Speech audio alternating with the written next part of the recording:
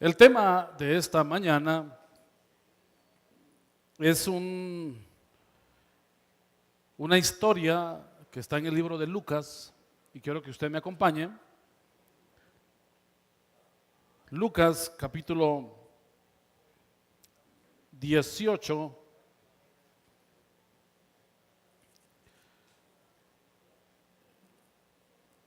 el versículo 35 al 43.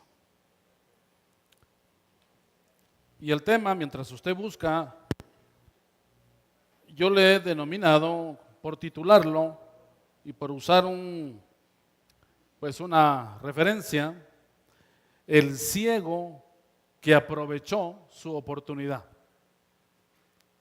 Y es la experiencia del ciego Bartimeo cuando recibe la vista, una escritura muy clásica, muy conocida.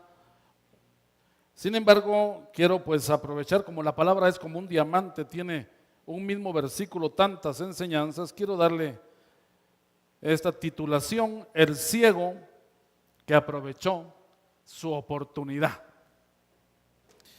Leamos entonces. Aconteció que acercándose Jesús a Jericó, un ciego estaba sentado junto al camino mendigando, y al oír a la multitud que pasaba, preguntó qué era aquello. Y le dijeron que pasaba Jesús Nazareno. Entonces dio voces diciendo: Jesús, Hijo de David, ten misericordia de mí. Y los que iban delante le reprendían para que callase. Pero él clamaba mucho más: Hijo de David, ten misericordia de mí. Jesús entonces, deteniéndose, mandó traerle a su presencia, y cuando llegó le preguntó diciendo: ¿qué quieres que te haga? Y él dijo: Señor, que reciba la vista. Versículo 43, el último. Y luego vio y le seguía, glorificando a Dios, y todo el pueblo, cuando vio aquello, dio alabanzas a Dios. Esta escritura la encontramos dentro de los que se llaman los evangelios, también sinópticos. Sinopsis significa ver en partes el todo, es como un panorama bíblico. Tres evangelios, Mateo, Marcos y Lucas, hablan de historias similares. Y estas historias, cada una contribuyen con algo que probablemente no aparece en la otra que se toma de referencia. En este caso estamos usando la escritura de Lucas 18, pero vamos a ir viendo si en algún momento Mateo y Marcos nos añade algo, nos contribuye con algo para que nosotros podamos ser bendecidos y enriquecidos con esta historia. Para ordenar el tema, vamos a definirlo en unos puntos importantes para entender la bendición de este milagro. Jesús, por lo menos registrados, aparecen 39 milagros en el Nuevo Testamento, principalmente los evangelios. 39 milagros. Seguramente él hizo más. Juan, en el último capítulo del libro de Juan, hace una expresión a manera de una hipérbola, y él dice que si todo lo que Jesús hizo se escribiera, no cabría en todos los libros del mundo. Esta es una forma exagerada, una forma hiperbólica de decir de que él hizo tanto, pero tanto que solo se escribieron algunas cosas. Seguramente el Espíritu Santo, que él es el que da la inspiración de la palabra, que no posee al hombre cuando escribe en estos autores del Nuevo Testamento, sino que les inspira a escribir. Seguramente estos 39 milagros que Jesús realizó y que aparecen registrados, todos tienen una enseñanza. Quiere decir que los milagros de Jesús son didácticos, enseñan, muestran, revelan algo maravilloso, porque si solo dijéramos que un milagro bendice solo a una persona, es de beneficio personal y no tiene un beneficio colectivo, entonces diríamos que tan poco puede darnos esta historia. Pero bendito sea Dios, que lo que está registrado de lo que hizo Jesús nos da a nosotros tremendas enseñanzas. Y uno de esos milagros es este que está registrado aquí. Pero primer punto, vamos a decir que Jesús iba camino a Jericó. Esto lo encontramos entonces en el versículo 35. Jesús iba camino a Jericó. Hay una pequeña, diría yo, como contradicción aparente entre los otros escritores, porque en las otras escrituras aparece que Jesucristo iba saliendo de Jericó y otras dicen que él iba entrando a Jericó.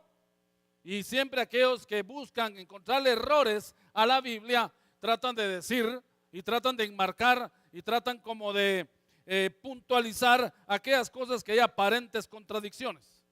Pero vale la pena que todo aquel que hace una propuesta en contra de la fe también conozca de lo que está hablando. Jericó, habían dos Jericós registradas en la Biblia, por lo menos geográficamente estaban establecidas. La de ellas era la que se conoce Jericó la Antigua. La antigua Jericó era como antigua Guatemala, precisamente. Era como un lugar que tenía ruinas y era el lugar que Dios había dicho, perdón, que ahí no habría de levantarse una ciudad. Y esa es probablemente a la Jericó que se refiere Marcos, por lo menos en esa escritura de Marcos encontramos que es paralela a esta, que Jesús entró y luego salió. Mientras que aquí Lucas menciona y dice que acercándose a Jericó estaba Jesús con sus discípulos y una gran multitud. Independientemente de cuál sea la que estemos analizando, lo importante es que Jericó en el tiempo bíblico era una ciudad importante. Recuerden ustedes que cuando Josué toma la tierra prometida, la primera ciudad con la que él se enfrenta es Jericó. Jericó era una ciudad amurallada, era una ciudad enorme, era una ciudad que tenía muros de casi 3 metros de ancho, era una ciudad muy rica, de corte comerciante. Hasta los días de Jesús, Jericó era una ciudad muy de negocios, así se le conocía a Jericó. Indudablemente Jericó en la historia aparece que 4 veces fue invadida y la última fue por Egipto, que lo cual la devastó totalmente y luego poco a poco se empezó a construir una ciudad comercial. ¿Por qué era tan importante Jericó en el tiempo bíblico? Perdone que esté ocupando un poquito de tiempo y dando un poco de cátedra, porque yo creo que es importante aprender. ¿Estamos de acuerdo?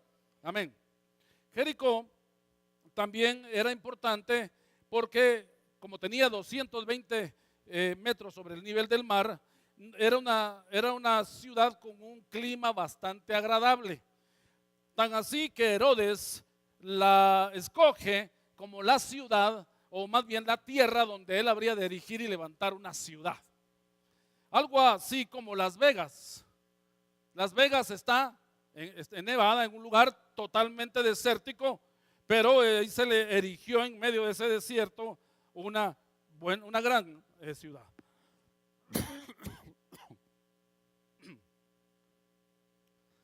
Herodes hace sus palacios, construye una ciudad, construye lagunas artificiales y hace todo un resort, un hotel de 5 estrellas, y él ahí pone algo increíble y asienta su residencia en Jericó. Jericó era también muy conocida en tiempo de Jesús por sus dátiles, por sus aceites, por los muchos bálsamos que se hacían de las plantas que estaban expuestas a esos lugares desérticos. Era muy codiciable esa tierra, pero como había en la Biblia también y vamos a leerlo en el libro de Josué. Si usted me acompaña, vamos a ver en el capítulo 6, versículo 26, esta ciudad tenía una maldición.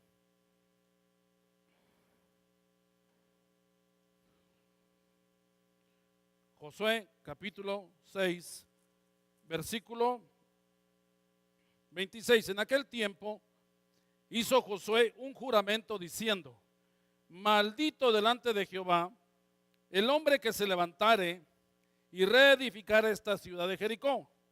Sobre su primogénito eche los cimientos de ella, y sobre su hijo menor asiente sus puertas.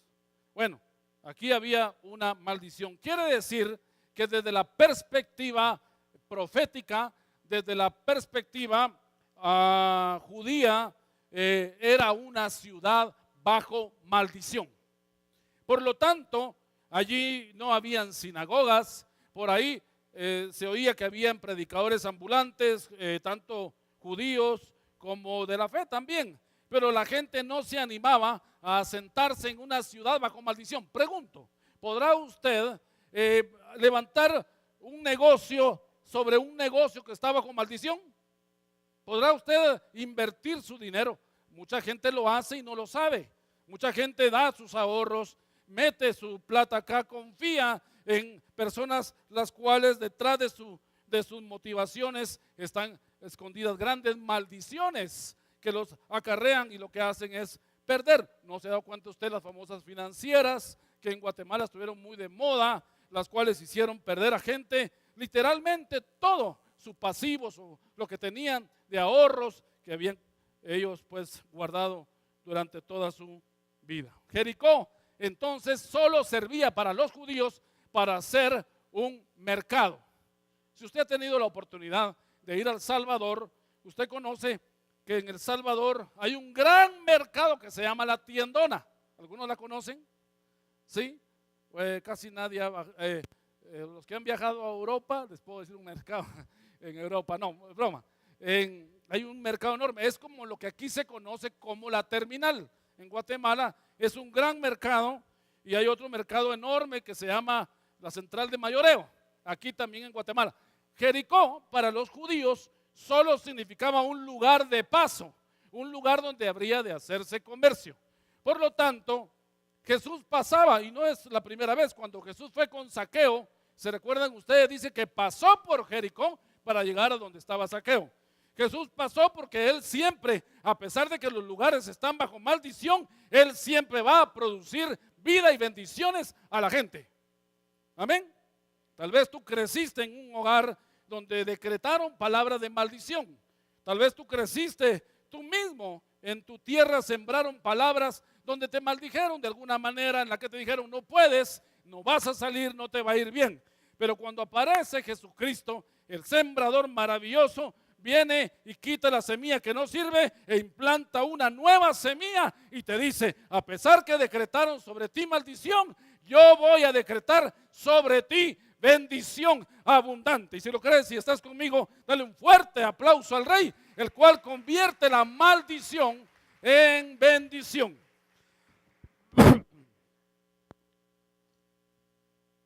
Entonces Jesús pasó con sus discípulos, pero los discípulos de plano que no querían quedarse ahí a almorzar, no querían quedarse mucho tiempo en Jericó, y ellos querían pasar rápidamente, ellos querían pasar pero muy precipitadamente esa ciudad que ellos sabían que estaba bajo maldición. El primer punto entonces que nos llama la atención para ver, porque dice, volviendo al capítulo 18 de Lucas, verso 35, aconteció que acercándose Jesús a la tierra de maldición. Y yo le voy a decir una cosa, cuando Jesús se acerca a un negocio que está en la bancarrota, cuando Jesús se acerca a un hogar que está destruido, cuando Jesús se acerca a una empresa fallida o en en una vida o en un ministerio que le han decretado muerte, mis amados hermanos, cuando él pasa, cosas maravillosas suceden.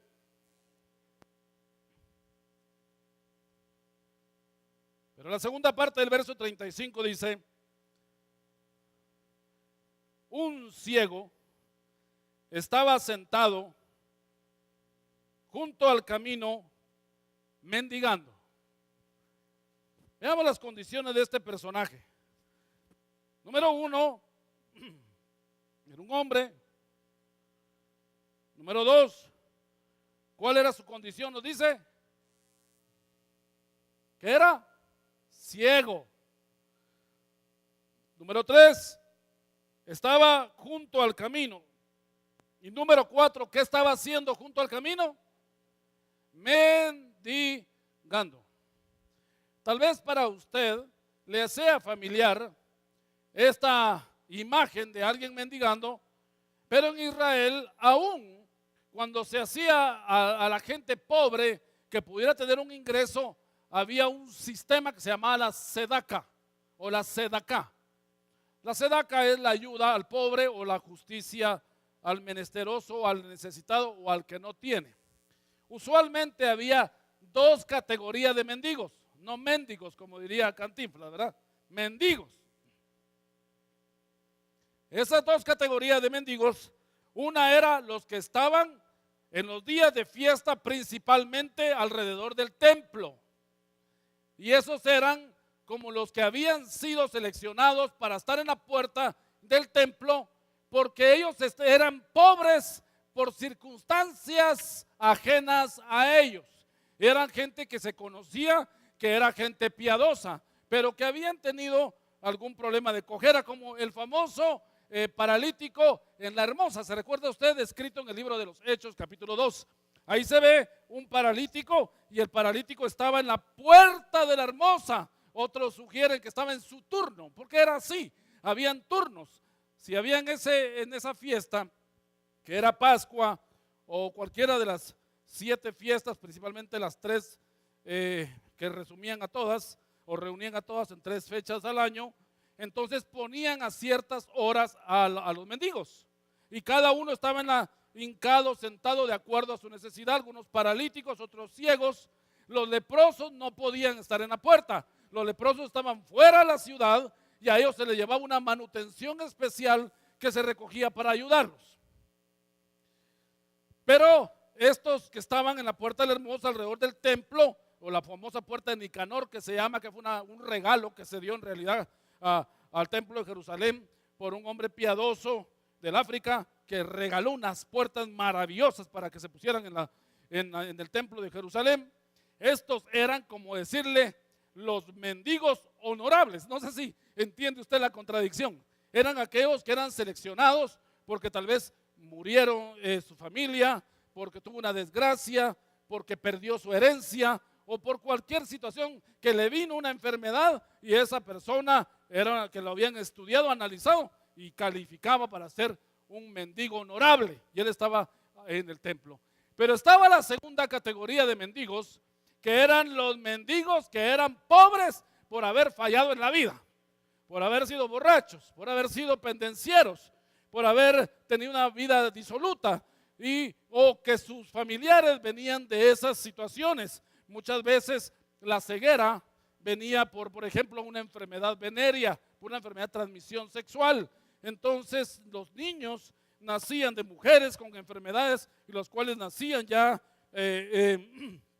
con la ceguera. Habían otros que se enfermaban, otros que tenían parálisis, etcétera, etcétera, etcétera. Y uno de los puntos que se escogían para que la gente pudiera tener un ingreso, que eran los de la segunda categoría, eran los que estaban en la entrada de Jericó. Jericó también era un lugar que era conocido como la calzada de los ladrones. Yo no sé si usted por dónde nació, por dónde le cortaron el ombligo, o más bien el cordón, no el ombligo, el cordón umbilical.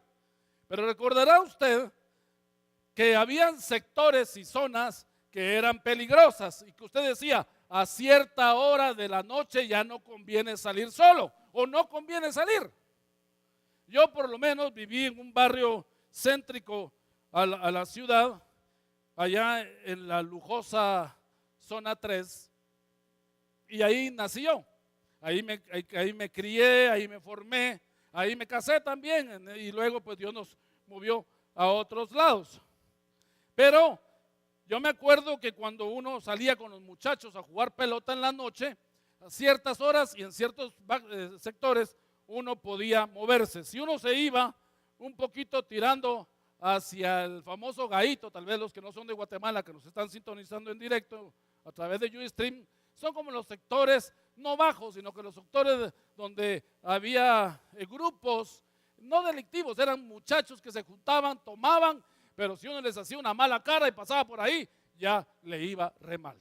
Hay zonas como se conocen aquí en Guatemala como las zonas rojas, que son las zonas más peligrosas en las cuales hay que dedicarle mucho cuidado porque son delictivas. Ese camino, esa calzada de Jericó era la calzada de los ladrones, y en esa calzada de los ladrones, en ese lugar donde estaban los sujetos de segunda categoría, los pobres tipo B, ahí estaba tirado este ciego.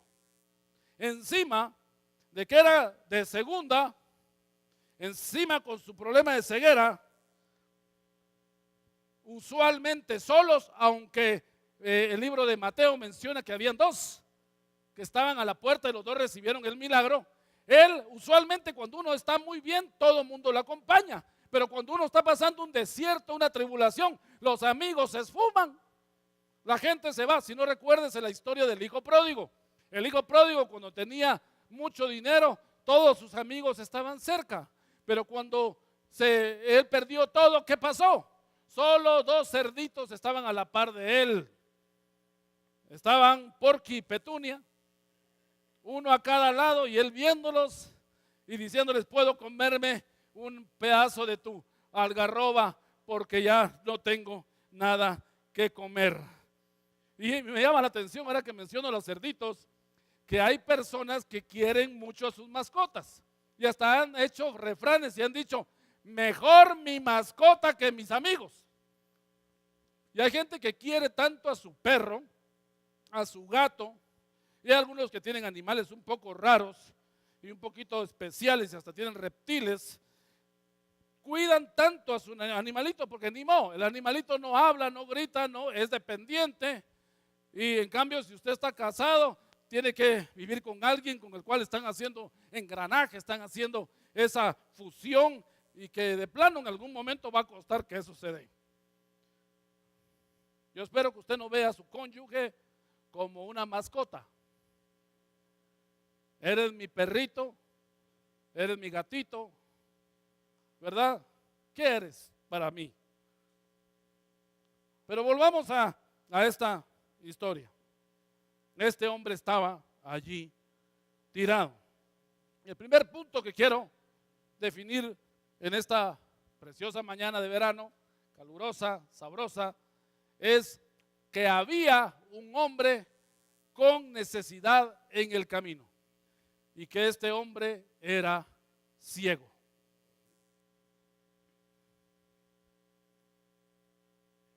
Yo no sé cómo se categoriza usted, pero si lo espiritualizamos, hay niveles de ceguera. Hablemoslo naturalmente. Ayúdenme ustedes que son buenos para eso, aquí los que saben de medicina. Hay miopía, hay, ¿qué más? Hipermetropía. Hay astigmatismo. ¿Qué más hay? Glaucomas, ¿verdad? Entonces hay personas que inclusive tienen la vista que se les mueve, que es, ¿cómo se le llama eso? Daltonismo. Yo pensé que transvestismo iba a decir daltonismo. Hay diferentes situaciones de fallas en la vista. Yo no sé usted, pero yo cuando cumplí los 45 años miraba muy bien, pero ya después de esa edad no sé qué pasó. Entonces ahora me auxilio con unos lentes de lectura.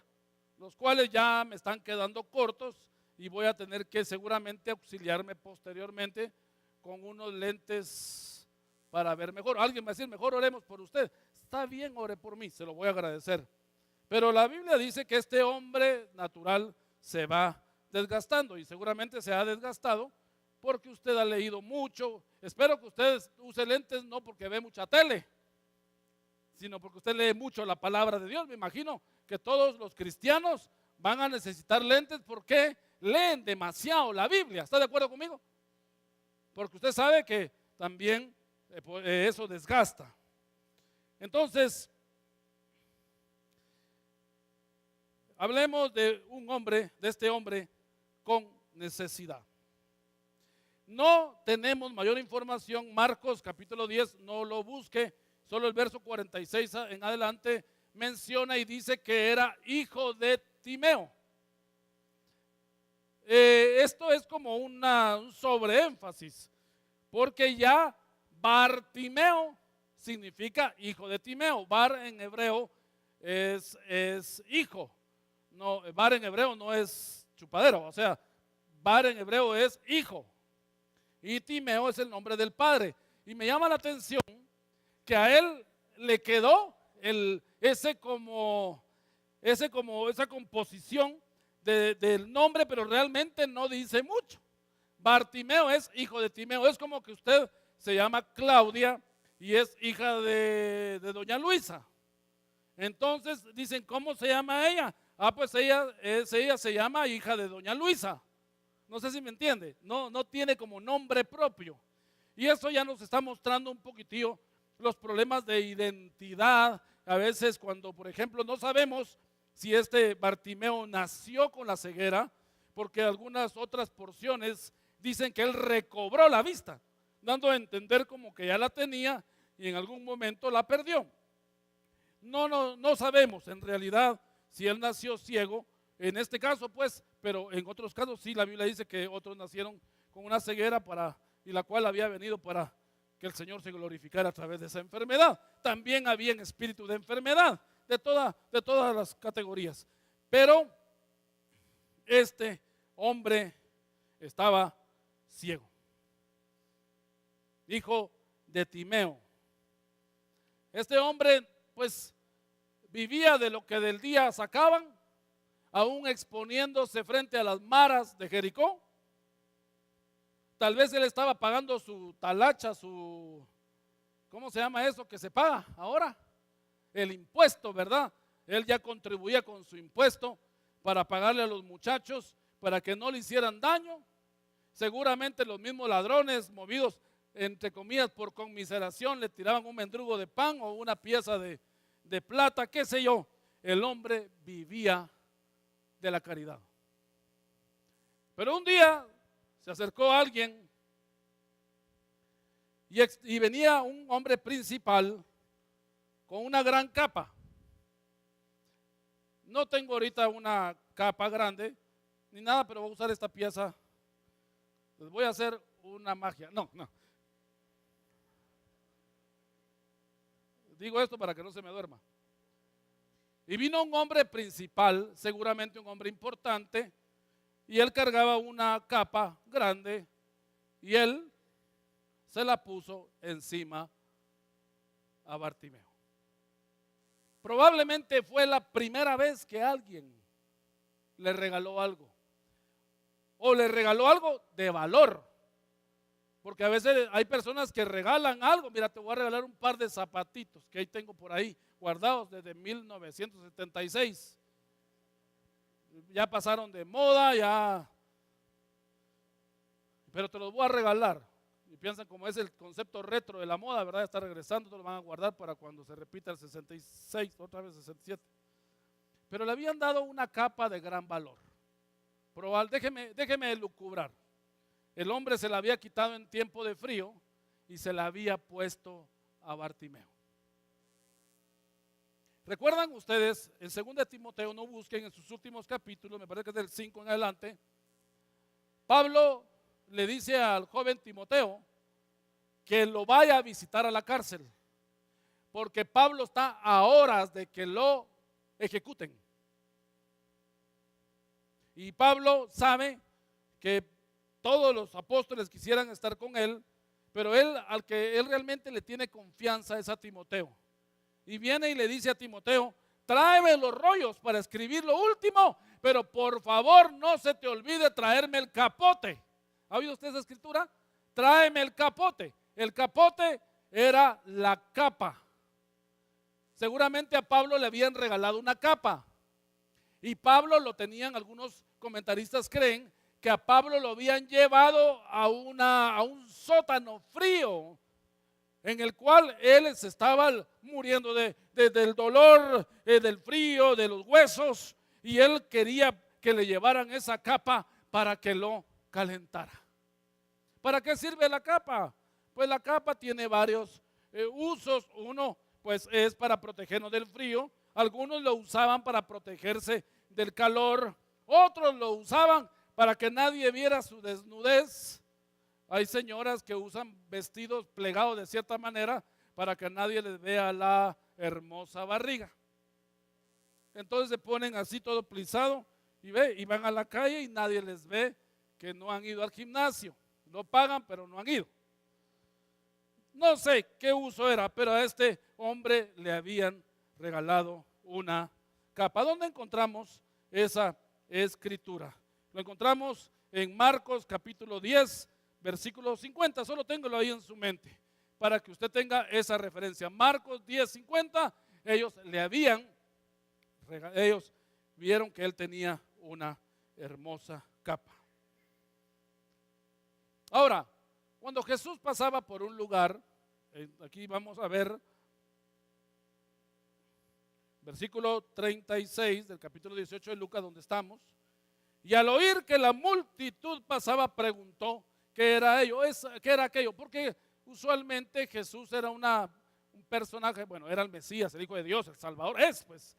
Pero cuando él pasaba, lo seguía una gran multitud. Mucha de la multitud que seguía a Jesús era una multitud mixta. Muchos eran creyentes, seguidores, otros familiares de los 12 apóstoles, sus esposas y el resto de su familia, pero también seguían a Jesús, también los fariseos, para andar dando un reporte de lo que este sedicioso andaba haciendo contra no solo Roma, sino contra la ley de Moisés, el Shabbat y todo ese tipo de cosas, y andaban ellos informando. Pero también había gente oportunista, gente que solo seguía a Jesús por el favor y no lo seguía por otra cosa que pudieran obtener de él. Cuando alguien sigue a Jesús, no se saben las motivaciones, porque el único que ve los corazones es Dios. Muchas veces hay personas que se le van a acercar a usted con motivaciones buenas, quieren recibir un favor, quieren aprender de usted, pero hay otros que se van a querer aprovechar. Usted tiene que aprender a discernir. ¿Está de acuerdo conmigo? Tiene que aprender a discernir cuando alguien se quiere aprovechar de usted, se quiere aprovechar de su dinero, se quiere aprovechar de su refrigeradora, se quiere aprovechar de su hija, se quiere aprovechar de cualquier cosa, pero que no sea de bendición. En las multitudes en la Biblia siempre nos hablan de gente complicada. Es como cuando esta misma multitud en breve, después de este evento, que estamos hablando del ciego del Bartimeo, ahí en Jericó, ellos iban a ir a Jerusalén para hacer la entrada, ¿verdad?, de Jesús, la entrada triunfal, la famosa y llamada entrada triunfal de Jesús montado en un pollino y todo el mundo diciéndole Hosana, Hosana en las alturas, que significa sálvanos, Hosana al que viene en el nombre del Señor, Hosana, Hosana. Y ahí estaba toda la gente, pero al rato esa gente iba a estar diciéndole crucifíquenle. Qué terrible es eso. Y esta multitud estaba haciendo mucha bulla y ahí estaba tirado el ciego, ese ciego, pero con su capa de gran valor encima. La gente pasaba de prisa, no era usual el movimiento en esa calle. Pensó de repente el ciego, voy a agarrar mis monedas que tengo por ahí, porque seguramente hay tumulto, hay redada, algo va a pasar. Y como aquel niño que cuando rompen la piñata se le tira los dulces y se engarabata como que fuera, ¿verdad? Se pone ahí con su... Usted no era así cuando caían los dulces de la piñata. Se tiraba y así los agarraba. Cuando no miraba que llegaba nadie, agarraba la bolsa. Pero había uno que tenía el volcán de dulces y había uno ahí y se movía para allá y descubría el tesoro y le desaparecían sus dulces. Era mucho el tumulto que había ahí. ¿Qué tipo de gente era la que había ahí? Pues había de todo, ya lo dije. Y en el verso 39 dice que los que iban delante le reprendían para que él se callara. ¿Quiénes eran los que le reprendían? Bueno, algunos historiadores y algunos comentaristas dicen que los que reprendían a Bartimeo para que no dijera Jesús, hijo de David, cuando le dijeron que se callara, que no dijera quién era él, seguramente eran los fariseos, todos aquellos que estaban metidos entre la multitud, y cuando oyeron la proclama de este hombre, dijeron, callémoslo. Una vez yo fui con mi hijo, había tenido como unos 15 años de no haber ido al estadio. Le voy a contar, me voy a ministrar con usted. En el contexto de la iglesia en la que yo me moví por muchos años, ir al estadio era pecado, era del diablo, era ir a patearle el estómago al diablo. Eso, así se catalogaba, ese era el concepto de que uno fuera. Pero esa tarde yo me puse un migabán, me puse lentes, una gorra, y así todo fariseo, me llevé a mi patojo al estadio y nos fuimos a la Pedrera. Era el clásico, como el de ayer que perdió tetracampeón. El pentacampeón, perdón. Quería ver si sabían ustedes, están al día. Y entonces nos entramos y yo me fui así todo condenado y me escondí yo en la tribuna y donde estaba donde nos metimos. Y nos quedamos ahí y el otro va a gritar y todo. De repente los de blanco les hicieron ahí lo botaron al jugador de blanco, el rojo, lo botó. Y yo grité, rojo, chuco. No me había dado cuenta que yo estaba en la tribuna roja. Cuando me di cuenta, todos estaban de rojo y el único que tenía de blanco era yo. Pues algo así estaba este personaje en medio de todos estos, gritando, y todos aquella turba enardecida en Jericó, diciéndole, cállenlo, cállenlo. A mí me empezaron a gritar y empezaron a decirme un montón de cosas. Y cuando salimos del estadio, yo dije, bueno, mijo, menos mal que nadie nos ve. De repente alguien me toca el hombro y me dice, pastor, estuvo bueno el partido, ¿verdad? Un hermano estaba ahí también. Imagínense. Yo iba a los estadios antes solo a las campañas evangelistas. A otra cosa no iba, pero ya aprendimos que no es pecado, ¿verdad? Usted lo puede ver ahora mejor en su televisión. Pero en medio de toda esta bulla que estamos refiriéndonos acá, este hombre tomó una decisión y ese es el tema en los minutos que me quedan, que me quiero concentrar para compartirle a usted. El tema es el ciego que aprovechó su oportunidad. Según el libro de Marcos, registra, y también Lucas creo que también lo dice, pero principalmente Marcos, menciona que esta fue la última vez que Jesús pasó por Jericó. Este hombre no lo sabía.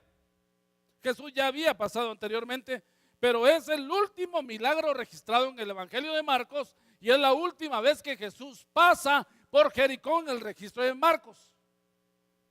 Por lo tanto, este hombre no lo sabía, pero la providencia divina sí, y Dios lo impeló para que este hombre utilizara lo único que tenía a su favor. El hombre no podía ver, no podía ver qué iba a pasar. Si corría la turba, encima iba a pasar de él, se iba a desorientar, iba a perder, le iba a decir a alguien, lléveme, y nadie iba a atenderlo. Este hombre lo único que pudo echar mano fue gritar. Lo único que pudo hacer cuando él se enteró que era Jesús el Nazareno, el Hijo de Dios, el Salvador, es lo único que expresó, es lo que encontramos acá en este versículo 38. Jesús, Hijo de David, ten misericordia de mí. Mire, esta expresión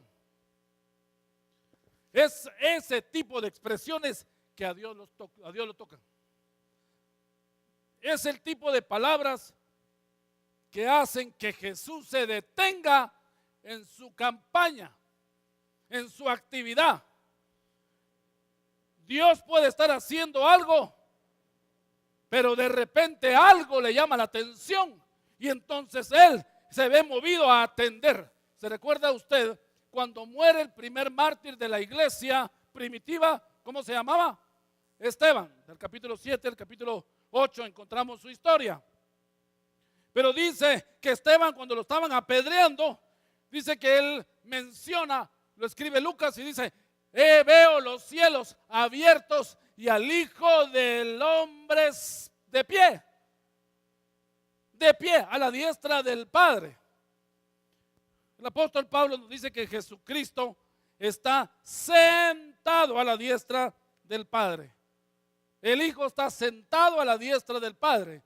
Pero en la escritura de Lucas se menciona que cuando Esteban muere y entrega el Espíritu, Jesús se levanta y lo honra, porque el Señor es movido. El Señor puede Él detener muchas de las cosas que está haciendo cuando ve a alguien que clama, cuando ve a alguien que grita, cuando ve a alguien que lo está solicitando, cuando ve a alguien que es honesto, sincero y está buscando su favor y su ayuda. Él se detiene. Puede ser que esta mañana tú hayas venido con una necesidad especial, tú tengas algún conflicto en tu alma y tengas el deseo de que Dios cambie algo en tu corazón. ¿Y por qué no? Yo te animo en esta mañana que tú le digas conmigo: Jesús, Hijo de David, ten misericordia de mí. Y Él se detenga delante de todas las creaciones y empiece a ponerte atención. Puede ser que esta mañana salgas con el favor divino hecho por Él. Amén. Dale un aplauso entonces.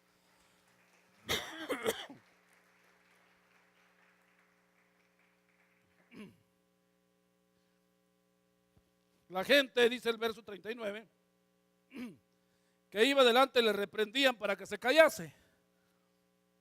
Pero este hombre aprovechó su oportunidad. Le dijeron: cállate, no sigas. ¿Y qué hizo el ciego?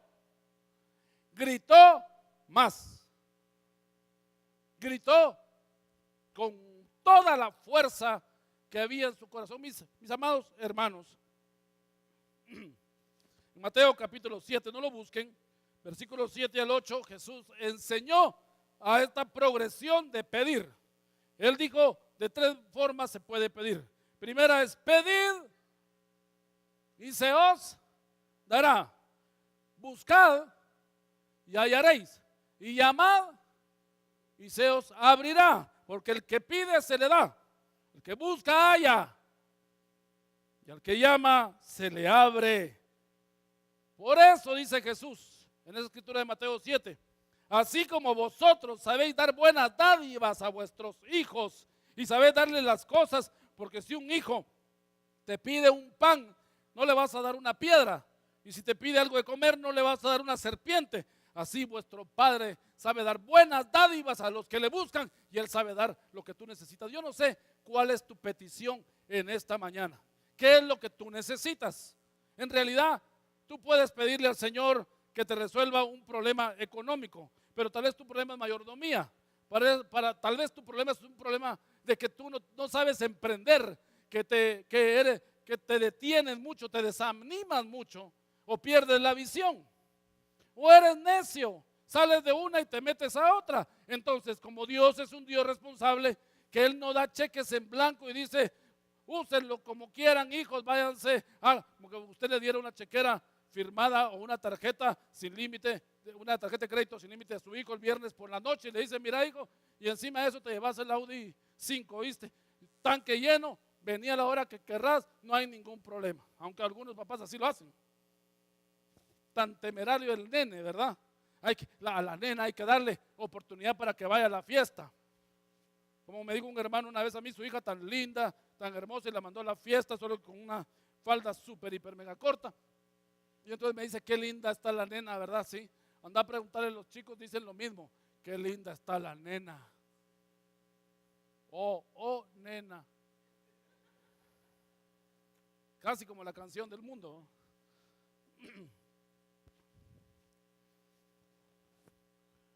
Cuando el Señor pasa, toma iniciativas. Cuando el Señor te abre una puerta, sigue ahí. Va a venir el enemigo. Y miren, me voy a atrever a decirles una cosa. Aún no solo el enemigo, el mismo Dios te va a desanimar. Si no, recuérdense a Elías con Eliseo, que está narrado en el capítulo 2 de Segunda de Reyes. Todos los profetas sabían, la escuela de profetas sabían que Elías iba a ser tomado en el torbellino. Eso lo dice el verso 1 del capítulo 2. Pero Eliseo, que era su servidor, su asistente, él no quería perder algo. Interesante es que también ahí aparece una capa. Y que Elías empieza a desanimar. Y le dice, el Espíritu me va a llevar a Betel. Pues vive Jehová y vive tu alma de que si tú vas a Betel, yo voy contigo. ¿Y a ti qué te pasa? Le dice, vete a tu casa con los tuyos. Y lo siguió Eliseo. Luego cuando llegan a ese lugar, le dice, bueno, ahora me voy a ir a Jericó. Le dice el profeta, que quedaban como a 3, 4 kilómetros. Y le dice el otro, vive Jehová y vive tu alma, que a donde tú vayas yo voy a ir. Y lo siguió. Y de último le dice, voy a ir al Jordán, porque ahí donde el Señor quiere que yo vaya. Y lo lleva a otro lugar lejos. Y viene el otro y es como la prueba de las 22K, solo que en el ministerio. Era entre la 22K y la Neón, ¿verdad? Esa carrera que le decía, que ¿quieres ir conmigo? Pues vamos corriendo. Pensando que iba a quemar al otro, y el otro ahí iba con ganas dándole. A veces el mismo espíritu te va a desanimar, porque sabe que cuando ya estás en el ministerio ya no puedes dar vuelta atrás, porque te vas a llevar de cabeza a un montón de gente. ¿Qué pasó cuando los ángeles visitaron a Abraham cuando iban a destruir a Sodoma y Gomorra? ¿Se recuerda usted de esa escritura que está en Génesis capítulo 18, versos 6 en adelante? Miren, ¿saben qué hizo Abraham? No fue a buscar a su mujer para que le hiciera comida a los ángeles, sino que él fue y da órdenes. Él viene y agarra, dice, las efas de harina y empieza él a hacer el pan, lo mete en el horno y luego pide por favor que le lleven un cabrito. Él lo mata, lo abre, le quita las vísceras, lo chojinea, le pone su sal, lo deja ahí en que se está en sus aromas y en sus sales y en todas sus cosas que hay. Y por otro lado le está haciendo la leche y el queso, le mete la pastilla Marshall, le hace el cuajo, le pone acá, le pone la centrífuga, le pone sal. Ya va a ver el pan que no se le cueza mucho y está aquí un poco preocupado. Va a ver la carne, ya está en el punto. Y después dice, vayan a avisarle a Sara. Ya solo llega Sara a sentarse a comer. Bueno, no es un tema de matrimonios, pero de esos a Abraham ya no habemos. Ya no hay. ¿Por qué? Porque estaban los ángeles y él les dice, entren, coman. ¿Qué hace aquella mujer con el profeta? ¿Se recuerdan ustedes con el profeta Eliseo que pasaba siempre por en Segunda de Reyes? Dice, y la mujer aquella le hace aposento, le pone mesa, le pone cama, le pone silla, le pone agua y le dice, quédate por favor, no te vayas, no pases de largo, porque cuando el Señor está pasando, deja todo lo que estás haciendo. En ese momento, pues, no como aquella hermana que cuando el Espíritu la estaba visitando en el carro manejando, empezaba a hablar lengua, soltaba el timón y sí, Señor, y vamos, y el carro se le hacía así, hermano, ¿cómo no se mató? Usted sabe cuándo debe hacerlo. El Espíritu Santo nos ha estado tocando a muchos, perdón, desde hace mucho tiempo, diciendo, es tu tiempo, es tu oportunidad, hazlo, búscame, yo te voy a premiar, lee mi palabra, porque el Señor quiere que como este ciego, tú aproveches tu oportunidad, aunque la gente te desanime. Yo cuando empecé el ministerio, hermanos, si yo hubiera dependido de las actitudes y la respuesta de la gente, yo no estaría aquí parado. Yo estoy acá porque el Espíritu quiso y porque yo soy cuerudo. Una buena combinación. ¿Se recuerda usted en el nombre aquel llamado Jefté, que era un juez de Israel? Que menciona, creo yo, el capítulo 11, verso 1. Dice que él era hijo de una mujer pública, de una ramera. Y encima de eso, dice que sus hermanos no lo querían porque él era, no, pues era de la otra, ¿verdad? Él no era de granja, era de patio. Y lo echan de su casa. Entonces, encima de que era ilegítimo, lo tenían como un bastardo, encima de eso, a él lo tenían como el peor, que no querían nada con él, con su mamá, etcétera.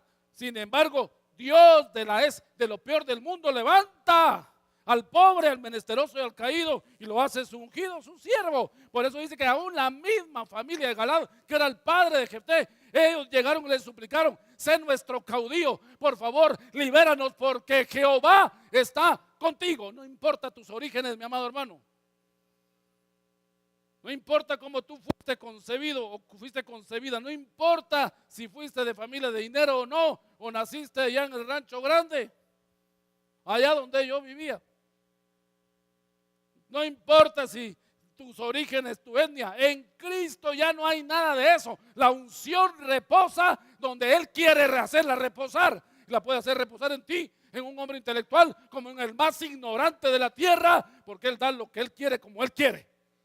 Bendito sea su nombre. Dan un aplauso entonces al Rey.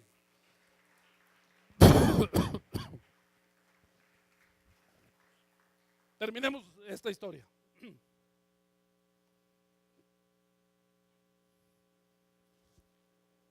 Versículo 41. ¿Qué quieres que te haga? Si el Señor te preguntara esta mañana, ¿qué quieres que te haga? ¿Qué responderías tú? Este hombre, no sabemos si tuvo esposa, hijos, su edad. Lo que sí sabemos es que para este hombre era importante la vista. Pero no tanto la vista de poder gozarse de un buen paisaje, de poder ver un atardecer, poder ver la naturaleza tan maravillosa que Dios ha creado,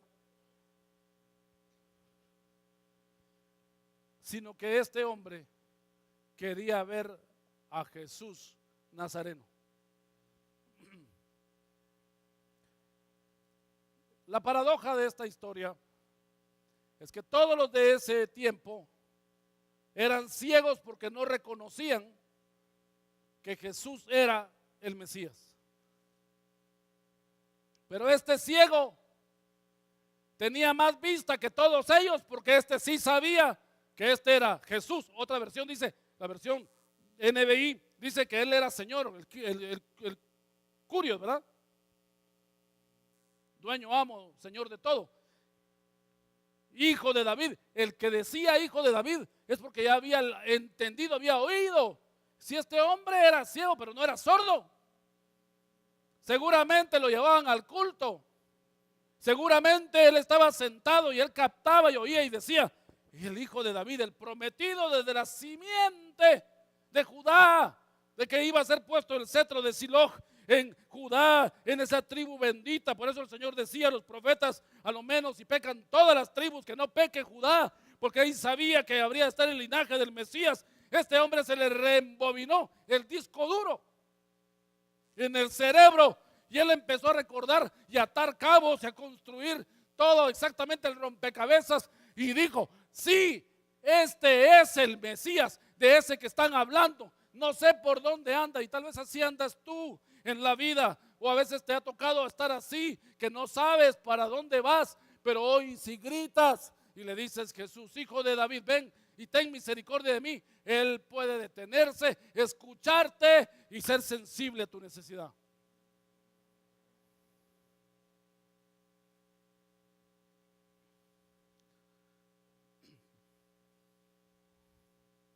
Este hombre dice: Señor, que reciba la vista. Que reciba. Ahora sí, acompáñame para terminar. Marcos capítulo 10, versículo 50. Marcos 10, 50.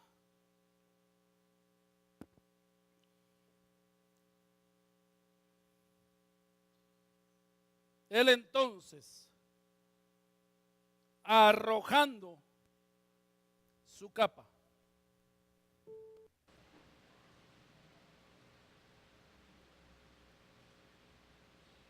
esa capa que lo había acompañado, esa capa que había estado ahí como su mascota. Yo cuando era niño, mi madre aquí presente lo puede testificar, yo le agarré apego a una gorra de Daniel Boone. Era corita y tenía la colita. La usaba para jugar pelota, para dormir. La usaba. Ya se podrá imaginar usted los aromas que expedían de sudor de esa gorra de Daniel Boone. En la historia del famoso cuentista que hace historietas de Charlie Brown, aparece una niña que tiene una cobija. ¿Cómo se llama ella? ¿Ah? ¿De qué es? Ah, es un hombre. Ah, yo pensé que era una niña. Es un chico. Sí, es un niñito. Y andaba siempre con su cobija. Yo no sé si usted tenía un osito de peluche preferido. Yo tuve un osito de peluche hasta que mi perra se lo comió. Se murió el osito de peluche.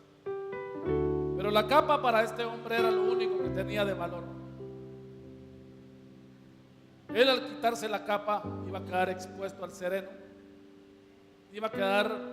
Pero hay momentos en que solo hay que depender de Él y tirarlo todo y jugárnoslas por el Señor. Este hombre dice que esa capa la agarró, la tiró. Y miren qué dice el verso ahí.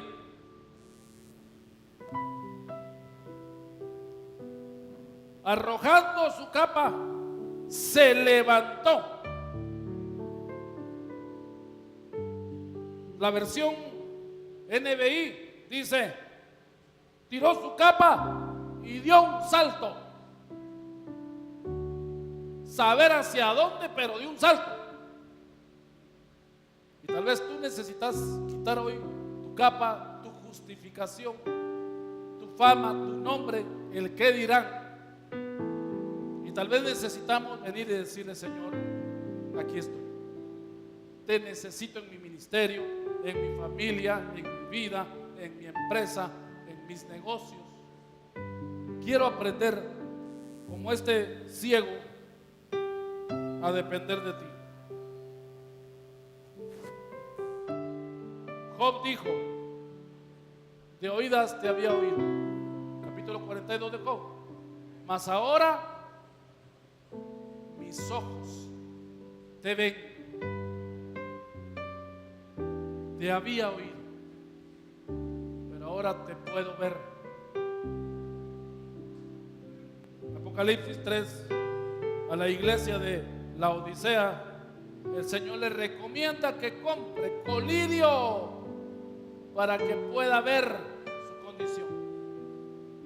¿Ves tú tu condición? ¿Ves tú tu situación?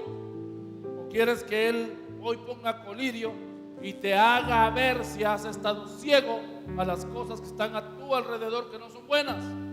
Hay amistades que ya no te convienen, no te construyen, no te edifican. Hay gente que no te es de bendición y tú ahí vas ciego. Dios quiere que tome decisiones. A mí me costó tomar decisiones, me ha tocado tomar decisiones difíciles en mi vida. Cuando yo me convertí, todos mis amigos los dejé, todos, literalmente, no me construían, los fui a evangelizar, claro, y algunos aceptaron. Cuando me casé, perdí algunos amigos porque yo ya era un hombre casado, no era un soltero. Aló, a los que tienen pareja y todavía viven como que fueran solteritos, tienen que ubicarse. Cuando yo entré al ministerio, y aún sirviendo a Dios en una iglesia local, no estando en el ministerio, no caminaba con todos, porque no todos, le voy a decir una palabra coloquial, no agarraban la onda, no tenían ese fluir de la, no podías orar, no podías abrirte, no había esa química para ser tú una persona genuina. Y cuando entras al ministerio te quedas más solo, no tienes muchas relaciones, muchos amigos, pero está ese hombre en el camino, en el lugar correcto para Dios, tal vez incorrecto en su vida, pero ahí llegó Dios a través de Jesús y lo sanó. Y termina esta historia diciendo: y enseguida recobró la vista, seguía entonces a Jesús en el camino. Otra versión dice glorificando a Dios.